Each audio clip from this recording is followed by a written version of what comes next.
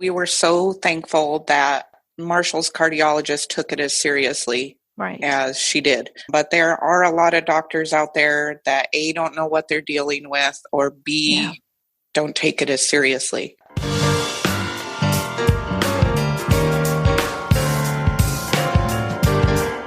Welcome to Heart with Anna. I am Anna Jaworski and the host of your program. I'm also a heart mom. My son Alexander is 26 years old. He was diagnosed with hypoplastic left heart syndrome and he is post-Fontan and doing well. I'm very excited about today's show to feature a special heart mom. Today's show is entitled Heart Family Living with Plastic Bronchitis. What is plastic bronchitis? What are the red flags that lead to a diagnosis of plastic bronchitis? And exactly how is it diagnosed? More importantly, what can be done about it? Today's guest will answer those questions for us and more. Molly Fee is the mom of 2 boys and lives southeast of Pittsburgh. Her 9-year-old younger son, Marshall, was born with hypoplastic left heart syndrome, or HLHS. Marshall had his Fontan at age 4 and also had a repaired tricuspid valve. About 18 months ago, Marshall was diagnosed with a rare complication associated with complex congenital heart defects called plastic bronchitis. In today's show, we're going to learn more about what plastic bronchitis is and how one American family has dealt with this condition and what advice they have for others living with plastic bronchitis. Welcome to Heart with Anna, Molly Fee. Hi, Anna. Thanks so much for having me on today. Well, I'm excited to have you on, Molly. I've enjoyed getting to know you on Facebook, and I'd like us to start with you telling us about your pregnancy with Marshall. You had already had one healthy pregnancy 4 years prior, right? That's correct. So tell us what your pregnancy with Marshall was like. During my pregnancy with Marshall, I did feel quite sick and tired throughout the whole thing. I think this can be a pretty normal thing for some women, so I never thought anything was amiss. I did go through several routine ultrasounds with Marshall that always came back normal, up until my 38-week ultrasound where they found I had low amniotic fluid. And this is when the doctors decided to induce labor with Marshall. Oh, wow. Yeah. They ended up doing another ultrasound just before they induced me to check that his lungs were mature. But again, no abnormalities or anything were brought up to me. And he was born a perfectly healthy looking little boy. Aw, you had no clue. You'd had all these ultrasounds. You were worried about the lungs. When did they discover that Marshall actually had a heart defect? It was a bit of a shocking discovery for us. Just after he was born, one of the labor and delivery nurses noticed he was turning blue around his mouth, and they quickly took him away to the nursery. He was born in a smaller hospital, so they didn't have a NICU or anything like that there. Oh, wow. Yeah, but they were able to put him on oxygen while they ran some tests and chest x-rays. It's funny how at the smaller hospitals, they don't have some of the sophisticated equipment. And so they rely on old-fashioned techniques like x-rays. And that's what my son had at the beginning for the longest time. He had chest x-rays all the time.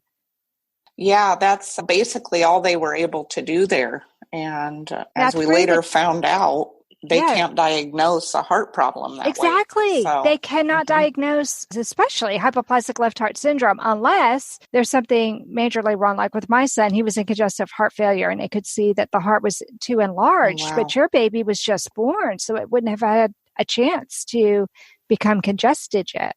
Right. It was the cyanosis was really the only indicator that there was something wrong. Okay, so they whisked him away. Did you even get a chance to hold Marshall? It was like I had enough seconds for me to look down at him and see he was a boy, because I didn't want to know the gender ahead of time. So it was maybe 3 seconds that I got to hold him, and they took him away. So heartbreaking. So you have the baby ripped away from you. You're already concerned because they had to take him early. Right. Did they leave you with any kind of reassurance? Was your husband with you? It's funny. My husband actually was not there. My sister was with me during the delivery, and I feel like she was more concerned. I was really so tired, and I didn't have an epidural or anything. So it was like whatever pain medicine they were able to give me through my IV. But my sister was like, what is going on? Where is the baby? What is wrong? And then my husband did show up to the hospital with my older son a little later, and he was very concerned. So the doctors actually came in and they were like, oh, it can't be that serious. He looks too healthy. He was 7 pounds, 4 ounces. Oh, wow. Big, healthy boy. Yeah, it was crazy because he scored like a 9 and a 9 on his APGAR scores. So, you know, these hypoplasts can really surprise the doctors. Alex scored an 8 and a 9. Yeah. So you don't think there's anything that wrong? No, you don't. You think it's going to be some minor thing, and then you'll be on your way home, you know? Right. So what happened? So they couldn't figure out what was wrong with him. And they said, well, we're going to go ahead and send Marshall up to Pittsburg Children's Hospital by helicopter. They're like, this is what we do in this situation if we can't figure out what's wrong.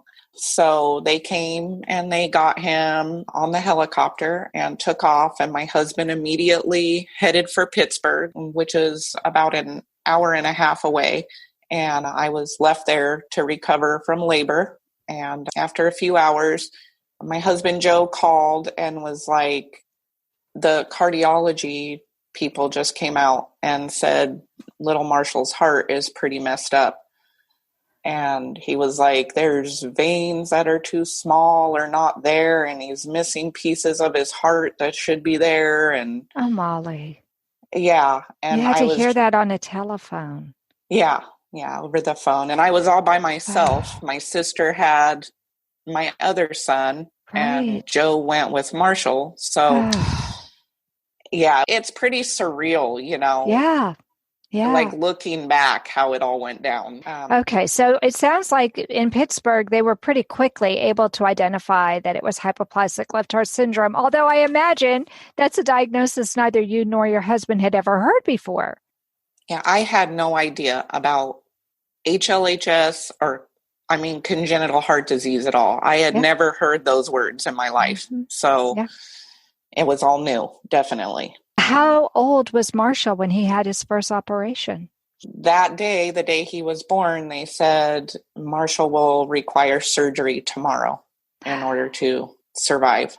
Oh, my goodness. So, yeah, it was like a bomb. Absolutely. You know? Now, did they give him prostaglandin E1 to try and keep his PDA open? I am not sure.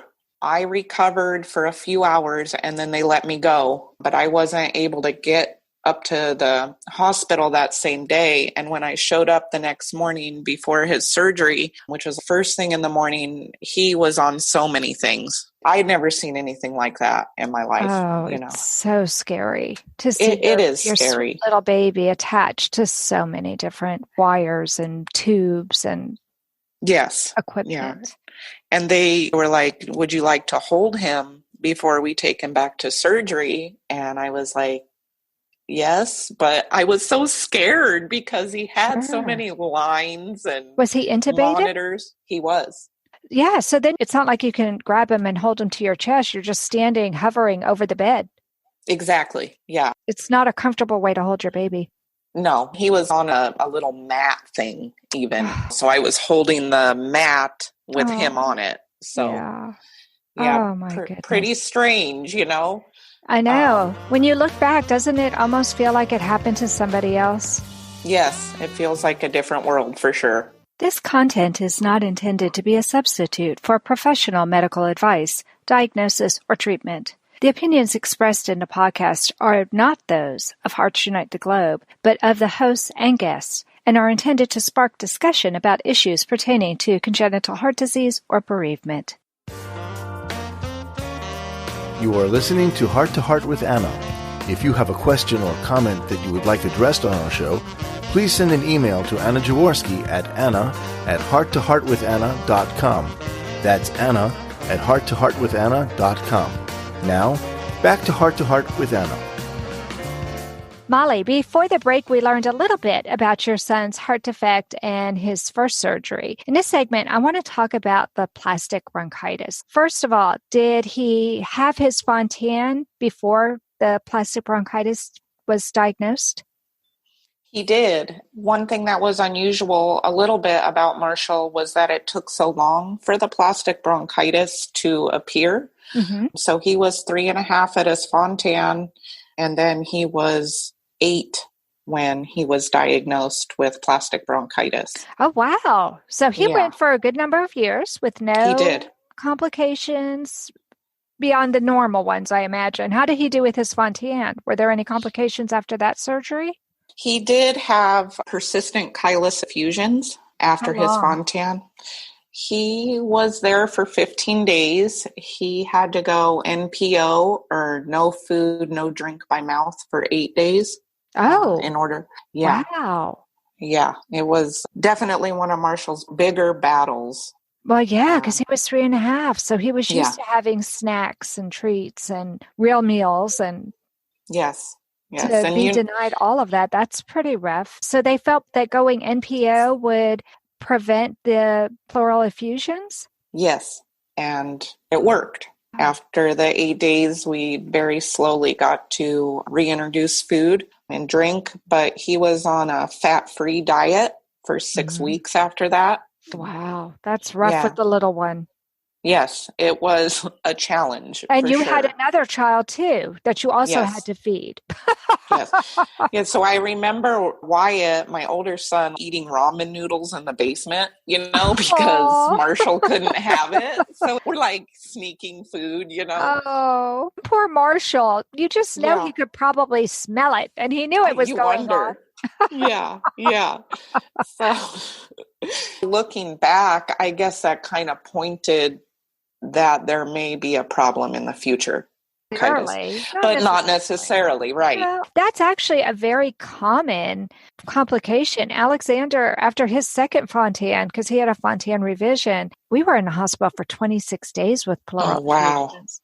And it felt like forever because he was 17. Oh, my goodness, yes. Yeah, but they didn't do the NPO.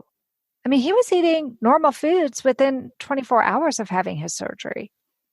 Yeah, it was interesting because right after the Fontan, they were like, okay, we're going to give him chicken nuggets and fries. They wanted fattening food.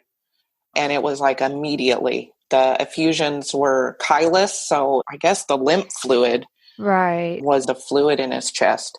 Okay. And they tried a few things for a couple days, and then they were like, no, we have to go in PO. That's really the only thing we can try at this point. Okay, so it was a chylous pleural effusion. It wasn't just a clear pleural effusion. Okay. Have they told you that that was an early indicator that there could be a problem later on?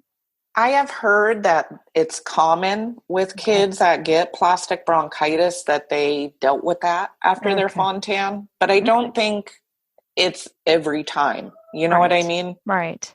Yeah. Okay, so he recovered from the Fontan. How long was it before you felt that he was more like himself after the Fontan?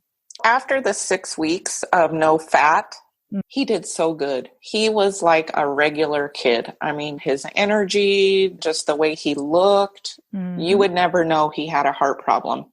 And it just, seemed like it just got better and better, as time went on.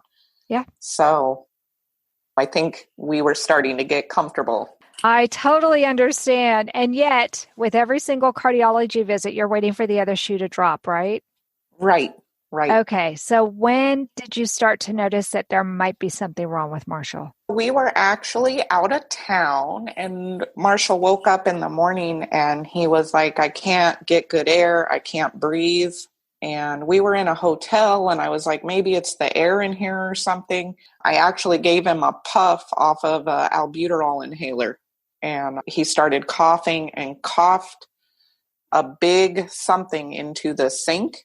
And I thought it was just mucus. Right. It really didn't dawn on me what was happening. Well, yeah. I mean, what would you think? Why did he have an inhaler? Did he have asthma? Actually, my older son Oh, has my goodness. asthma. Okay. Yeah, yeah. It's weird because later Marshall's cardiologist was like, that was the best thing you could have done, Oh, But wow. at the time, I didn't know, Right. I It was was a just mom's like, instincts. it was. You Yeah, just knew the right thing to do. So he coughed up a cast. You just didn't know it was a cast. right, right. Wow. It progressively got worse. So he coughed another one the next morning. Again, it didn't register. Now, did What you was, look at what he coughed up? I did. Okay. And So it was explain weird. to the people who have never heard of plastic bronchitis or never seen anything about it. It doesn't look like phlegm. No, Marshall's was pink. Oh, Um, wow. but Now, is they it tinged can, with pink because of blood? it is, and Okay. it's only because of the inflammation in the Mhm. airways. It's Mhm. not that your lungs are actually bleeding. I Okay. mean, maybe that happens. I don't know. But they told me it was pink because of the inflammation. But I just thought, oh, maybe that's just some weird mucus. But it was larger than normal if you have a cold or something. So would you say it was like the size of a dime I'd or? say like a nickel or a quarter even. Oh, very large. Yeah, yeah. So later I found out that the casts actually, if you spread them out in saline or something, they look like an actual mold of a bronchial tree. So you think of the lungs and the fingers that come Hmm. out like a little tree. Yeah. That's what they look like if you Oh, spread them out, which wow. I didn't do at first, Well, no, of course not. You're just kind of mortified that your kid's coughing this stuff up. Right, Now, right. did you have to give him the albuterol the next day as well before he coughed it up, or did it just come up on its own? Yeah, it just kind of came up on its own and he went off to school. We didn't think too much of it. A few days later, he got sick with a fever. He felt terrible. He couldn't move. And he just started repeatedly coughing things out into the sink. And that's when I was like, oh my gosh, this is plastic bronchitis. You already knew the term plastic bronchitis? I did, yes. How is it that you Um, came to know that? Because that seems fairly sophisticated.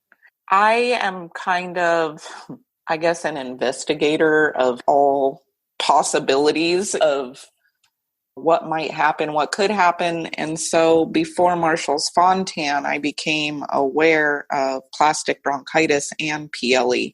Hmm. For those listeners who don't know what PLE is, that's protein losing enteropathy. That's another fairly rare but possible complication from having a Fontan heart. Yeah, and those are really scary. Yeah. I had forgotten about it over the years, but then when I saw him coughing these things that I knew weren't normal, I knew what it was. And I took a picture of it and I sent it to a dear heart mom friend of mine whose son also is treated in Pittsburgh. And she was like, you need to save that and you need to call cardiology right away. She's like, I don't like the looks of that. And so they had me bring Marshall in through the ER, and they were so thankful to have the cast because they could send it to the lab and make sure what exactly it was made of. But they Wow. were like, yes, that's a cast, plastic bronchitis cast. So that was, kind The of the beginning. beginning of it. Mm-hmm. Mhm. The beginning of a new journey for you. And was your pediatric cardiologist able to take it from there? She's really fantastic. We're so thankful they took it as seriously as they did. I think a lot of times some doctors don't even know what they're dealing with, or Yeah. they feel like it's something that they can just kind of manage until Mm-hmm. it gets to a point where you can't manage it. Mm-hmm. But his cardiologist took it very seriously. The first thing she did was schedule him for a cath to assess his pressures and his heart function, because they think with the elevated pressures in the heart from the Fontan circulation combined with these leaks into the airways from the lymphatic system. That's what causes it. They wanted to try to reduce the pressures in his heart, so they placed a stent in his fenestration.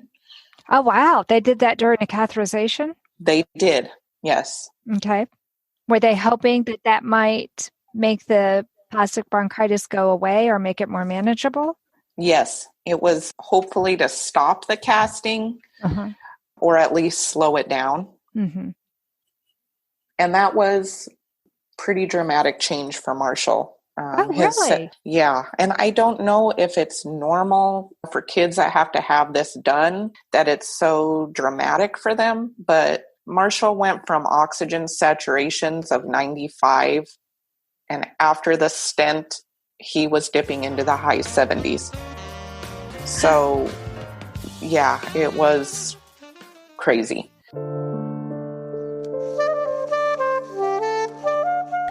Heart to Heart with Anna is a presentation of Hearts Unite the Globe and is part of the Hug Podcast Network. Hearts Unite the Globe is a non-profit organization devoted to providing resources to the congenital heart defect community to uplift, empower, and enrich the lives of our community members. If you would like access to free resources pertaining to the CHD community, please visit our website at www.congenitalheartdefects.com for information about CHD, the hospitals that treat children with CHD, summer camps for CHD survivors, and much, much more. Before the break, we were talking about Marshall's journey to treatment, but Molly left us on the edge of our seat. I have to know what happens next. So tell me more. His saturation levels dipped. They weren't supposed to dip like that. They were supposed to get better. So tell us what happened. His cardiologist told me this stent may slow him down a little bit, which for Marshall maybe isn't a bad thing because he's very wild. But I don't think they realized how much of a change it was going to be for him. But thankfully, yeah, he was struggling. He couldn't walk 30 feet without losing his breath and having to catch up and stuff. Wow. But thankfully, about a month after that, he started to normalize. He did come back up into the 80s, but then he started to go too high. And his cardiologist said, maybe he has a clot in that stent or something. We're going to have to go back to the cath lab. So they wanted his oxygen saturation level to dip. They didn't want it that high. Why is that? Right. I guess because part of putting that stent in the fenestration to reduce those pressures makes more of the blood shunt across back into the conduit. Mm-hmm. And so when that happens, I guess not as much blood is getting to the lungs as quickly. Wow. I would think that they would be worried about the cyanosis. Yeah. But apparently not. Okay. This seems like counterintuitive, doesn't it, Molly? It does. But I guess this is a very common thing that they'll try to stop the casting. We want to get these pressures down, so we're going to take this chance with cyanosis to hopefully stop these casts. Okay, so was he actually coughing up casts every day? After the stent, he did really great. He was not casting. He did have a cough every day, but he wasn't producing anything. Okay. Yeah, it was pretty weird. But then the casts started to come back. He did start coughing small casts. Thankfully, Dr. Morrell, his cardiologist here in Pittsburgh, she took it very seriously. So she was talking about Marshall's case with a colleague, and the colleague said, I heard about this treatment in Philadelphia for plastic bronchitis that has been having good success. So she sent all of Marshall's records there and really pushed to have the lymphatics team at CHOP look at his case. Also, she referred him to the transplant team for evaluation for a heart transplant. Wow. Because until recently, that was the only way they could cure plastic bronchitis was with a heart transplant. Yeah. Same thing with the protein-losing enteropathy is that they end up looking to transplant to see if that'll fix the problem. Yes. which Scary. is very scary. Mm-hmm. Yeah. Okay, so poor little Marshall, now he's getting all these additional tests, and we're talking about having to go to Philadelphia. Right. What about your insurance? Were they okay with all of these different referrals? It was a big deal. They assigned us a case manager, and then we went to some kind of special department for transplant, for solid organ transplant. They had this lady that would call me all the time and get updates about what was going on with him. Mm-hmm. And thankfully, they were very nice. We Good. didn't have any problems. He had to go on Coumadin with the stent, so they allowed us to get a home INR testing machine. Really? How nice is that? It was so much better. Yeah. Yes. Wow. So thankfully, we had a good insurance company to work with. Good. Okay, so tell us about the journey to CHOP. We waited 6 months to get a surgery date for Marshall. Initially, we had a phone conference with them where we got to tell them about what was going on with Marshall. His case was fairly mild compared to what a lot of these kids deal with the casts and everything. It wasn't a big rush to get him there. That's nice because you can actually make some plans. You had another child that was at home. It wasn't just Marshall that you had to think about. Right. How far is Philly? It's only 4 hours for us. That's quite a distance, though. But it's far enough that it really keeps things interesting, Right. Okay. So going to Philly is not just going to Philly. It's going to Philly for surgery. Tell us about that. It was very surreal. We had to pack up all of Marshall's medical equipment. By the time we actually got there for surgery, he was on chest vest therapy, kind of like what they use for cystic fibrosis. Yeah. Multiple nebulized treatments every day. Wow. They had to switch his Coumadin to Lovenox, so I'm packing around 2 weeks worth of syringes that I was giving him twice a day shots prior to surgery. So we pack up all this stuff. We go there, and we had waited 6 months. Marshall had really started to decline with his energy, his stamina. Sure. We were almost afraid he was going to have to be listed for a heart if we couldn't get to Philadelphia soon enough. So it was definitely a challenge. And we show up, and it's huge. I mean, I thought Pittsburgh was a big hospital, you know, but CHOP is huge. It's like a medical city. Yes. Yeah, it is. It is. You have the University of Pennsylvania and CHOP and the veterinary hospital. Yeah, it's crazy. Where did you stay? We were really thankful that Joe's employer helped us pay for a hotel room. So we stayed, I'm trying to think of what it was. I feel like maybe it was a Marriott. Pretty close by. Yeah, we were within walking distance. It was a bit, a bit of a walk, but at least it wasn't, on the other side of the city or something. Right.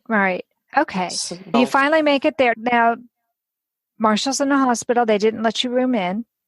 The first day was all pre-op appointments. They did their whole workup because they had to do blood work, x-rays, echo, everything. And we were able to spend the night in the hotel room after that together. And then the very next morning, first thing, we went in through same day surgery.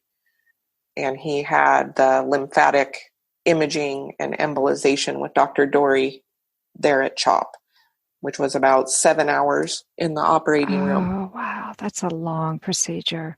What exactly do they do, Molly? They do a full heart cath. They do a bronchoscopy because if there is any pieces of casts or anything in there, they want to make sure they clean that all out. That makes sense. Yeah.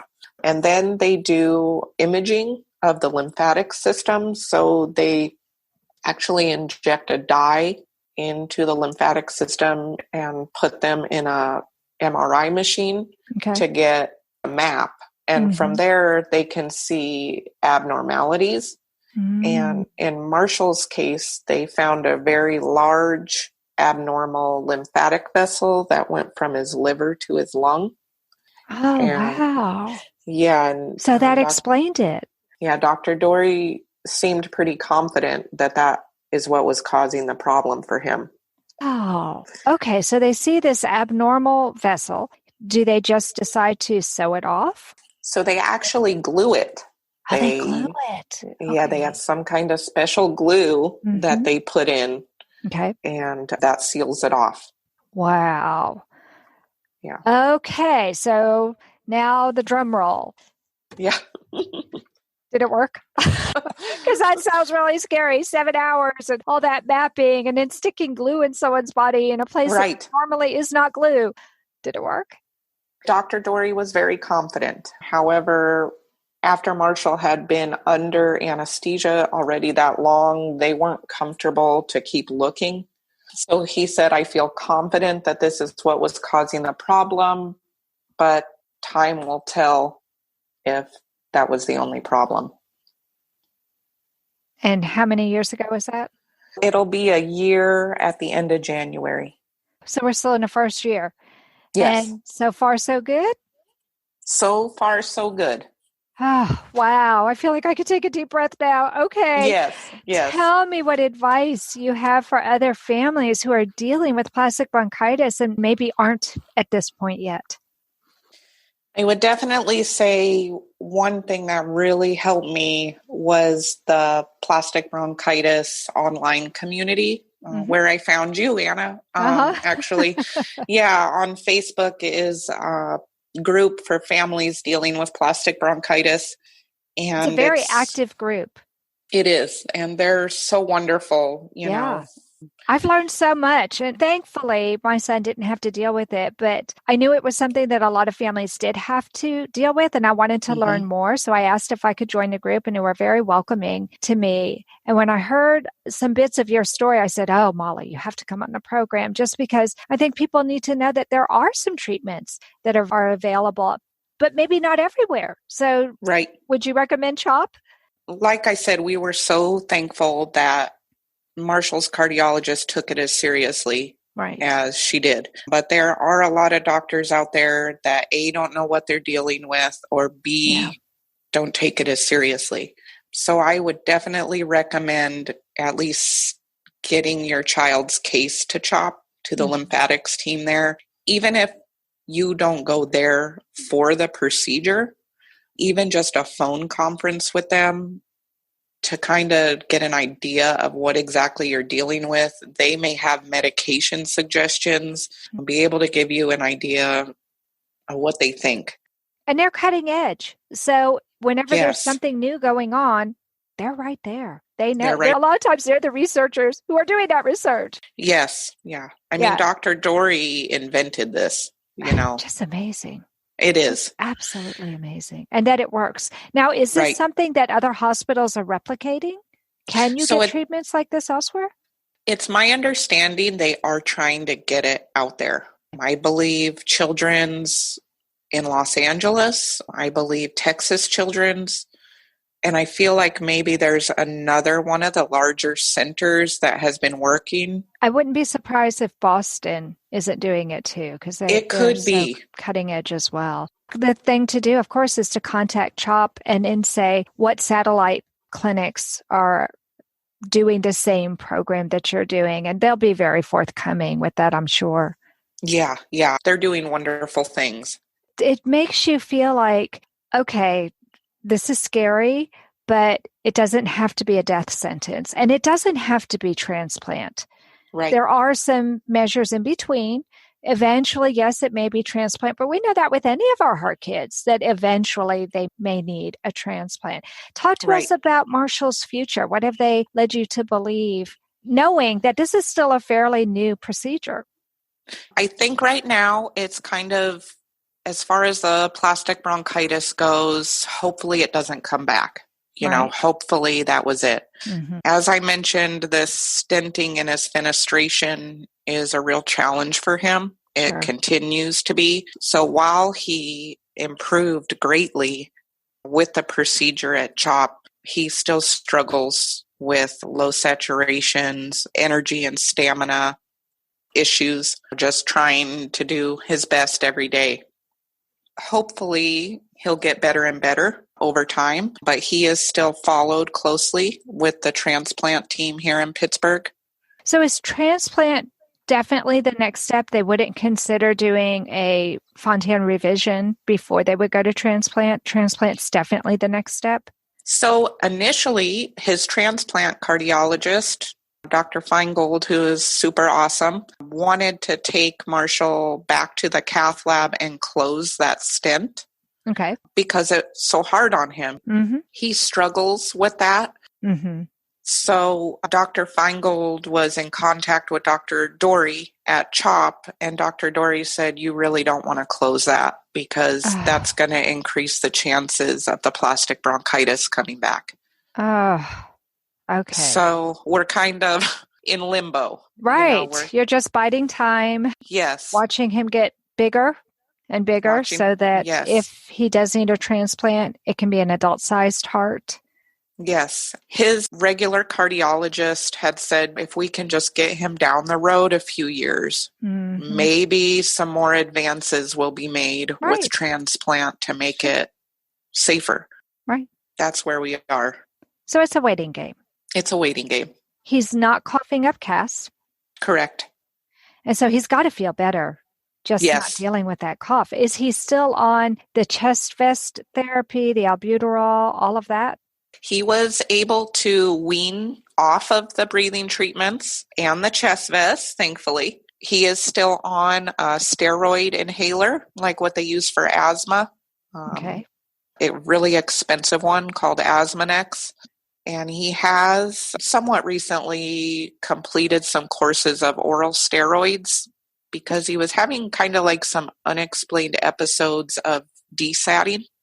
Not really to where you think he's going to produce a cast or anything, but kind of some strange episodes respiratory-wise. So we're still in a better place than we were prior to going to CHOP. But unfortunately, it's still a lot different than he was prior to plastic bronchitis. Sure. I want to thank you for sharing your journey. I know it's hard to talk about and revisit some of the experiences that you had, but I think it will help other families who are also dealing with something like this. That's what us heart moms are for, is to be there for other parents going through this. Right. Absolutely. It helps to know that you're not alone, and it helps to know that, it may not be perfect, but it can get better. Absolutely. Molly, thank you so much for coming on the program today and talking about the plastic bronchitis journey your family has been on. I hope maybe you can come back in a few more years and share Marshall's journey with us, and it has a happy ending. Well, thank you so much for having me, Anna. I'm always happy to share Marshall's story. Well, friends, that does conclude this week's episode. If you enjoyed this episode of Heart to Heart with Anna, please leave a review to help others who might be curious about what our podcast is about. And remember, my friends, you are not alone. Thank you again for joining us this week. We hope you have been inspired and empowered to become an advocate for the congenital heart defect community.